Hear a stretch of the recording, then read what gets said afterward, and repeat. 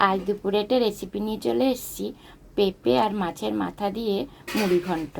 দেখুন, মুড়ি ঘন্ট খুব দারুণ লাগে খেতে। মুড়ি ঘন্টায় আমরা সাধারণ আলু দিয়ে থাকি, আজ আমি মুড়ি ঘন্টায় পেঁপে দেব। পেঁপে দিয়ে দুধ দারুণ লাগে খেতে। আমি এর আগে পেঁপে দিয়ে করেছি মাছের মাথা মুড়ি ঘন্ট। আমার ছোটো ছেলে বলছে মুড়ি ঘন্ট আজকে পেঁপে দিয়ে বানাতে হবে, তবেই আমি খাবো, নালে খাবো না। দেখুন, আমি মুড়ি ঘন্ট বানানোর জন্য এখানে আমি পেঁপে কেটে রেখে দিয়েছি। এই যে ডুমু ডুমু করে পেঁপে কেটেছি। আর এই মাছের মাথা আমি নুন হলুদ মেখে রেখে দিয়েছি। আর এই দিকে আমি কড়াই তেল বসিয়ে দিয়েছি। এই দেখুন, এদিকে আমি কড়াই তেল বসিয়ে দিয়েছি, মাছের মাথাগুলো ভেজে নেব। আর মুড়ি ঘন্টটা আমি কিভাবে বানাচ্ছি পেঁপে দিয়ে, আপনারা দেখতে থাকুন। আপনারা সাধারণ আলু দিয়েই করেছেন, এবার নতুন করে পেঁপে দিয়ে একবার মুড়ি ঘন্ট করে খেয়ে দেখবেন। আমার রেসিপিটা প্রথম থেকে শেষ অবধি দেখতে থাকুন, আমি কিভাবে মুড়ি ঘন্টটা তৈরি করছি। তাহলে চলুন শুরু করা যাক। তেল গরম হয়ে গেছে কড়াই, আমি মাছের মাথাগুলো ভেজে নিচ্ছি। দেখুন, মাছের মাথাগুলো আমার ভাজা হয়ে গেছে, মাথাগুলো আমি তুলে নিচ্ছি। ভেজে এরকমভাবে লাল লাল করে ভেজে নিয়েছি। আর এই তেলেই আমি এই পেঁপেগুলোকে আমি ভেজে নিচ্ছি। পেঁপেগুলো আমি লাল লাল করে ভেজে নেব। দেখুন, পেঁপেগুলো ভাজা হয়ে গেছে, আমি পেঁপেগুলো তুলে নিচ্ছি। দেখুন, আলু যেরকম লাল লাল করে পেঁপেগুলোকেও সেরকম করে ভেজে নিয়েছি। যেরকম আলু লাল লাল করে আপনারা ভেজে নেন, সেরকম পেঁপেটাও লাল লাল করে ভেজে নেবেন। দেখুন, আমি লাল লাল করে এভাবে ভেজে নিয়েছি। এবারে আমি একটা বাসনে তুলে নিচ্ছি। এর মধ্যে আবার চালটা আমি এই তেলের মধ্যেই ভেজে নেব। আমি 1 মুঠ চাল দিয়েছি, আপনারা চাইলেও বেশি দেবেন, কারণ মাছের মাথা বুঝে আপনারা সেই বুঝে চাল দেবেন। চালটাও আমি এর মধ্যে ভেজে নিচ্ছি তেলের মধ্যে। দেখুন, চালগুলো ভেজে নিয়েছি, চালগুলো ভাজা হয়ে গেছে। আমি এভাবে তুলে নিচ্ছি একটা বাসনে। এভাবে চালটা ভেজে নিলে খেতে ভালো হয় আর বেশ সুন্দর লাগে, আর সেদ্ধটাও ভালো হয়। দেখুন, এই তেলের মধ্যে একটা শুকনো লঙ্কা দিয়ে দিচ্ছি, একটা তেজপাতা দিয়ে দিলাম চিড়ে, আর দিচ্ছি জিরের ফোড়ন, আর দিচ্ছি এলাচ, দারচিনি আর গরম মশলা দিয়ে দিচ্ছি ফোড়ন। দেখুন, এই গরম মশলাটা একটু ভালো করে ভেজে নেব। মশলাটা একটু ভালো করে ভেজে নিলাম। এরপরে আমি দিয়ে দিচ্ছি পেঁয়াজ কুচি।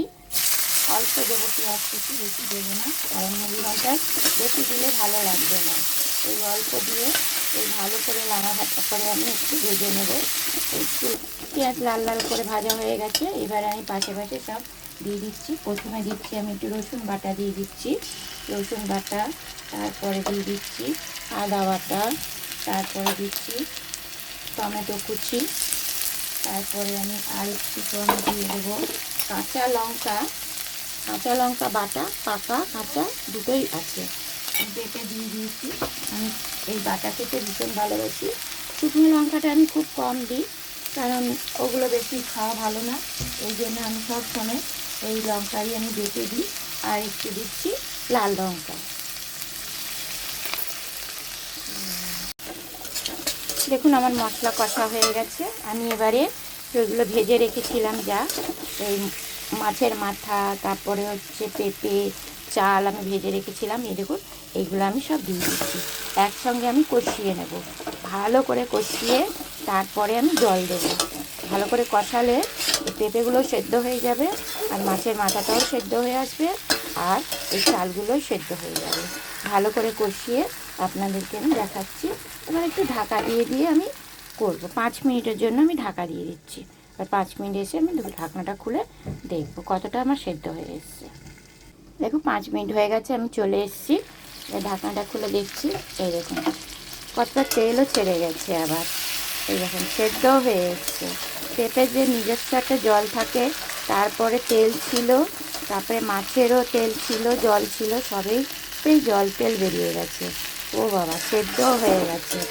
আর তো বেশি জল দেওয়া যাবে না, অল্প একটু জল দিয়ে আমি ফুটিয়ে নেব। কারণ হচ্ছে অল্প একটু জল দিয়ে ফুটিয়ে না নিলে এটা কিন্তু কাঁচা থেকে যাবে। আর অল্প জল দিলে চালটাও ভালো করে ফুটবে আর ঝরঝরে হয়ে যাবে।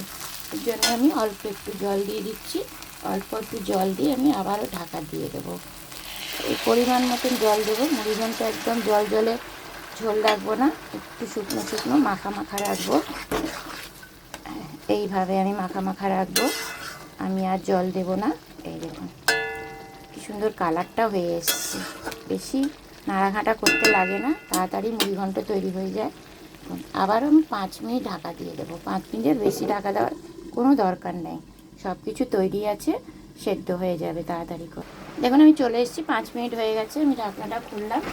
এই দেখুন কত সুন্দর কালারটা হয়েছে, দেখুন সেদ্ধ সব কিছুই হয়ে গেছে, আর বেশি নাড়াঘাটা দেবো না, মাছের মাথাটা ভেঙে যাবে।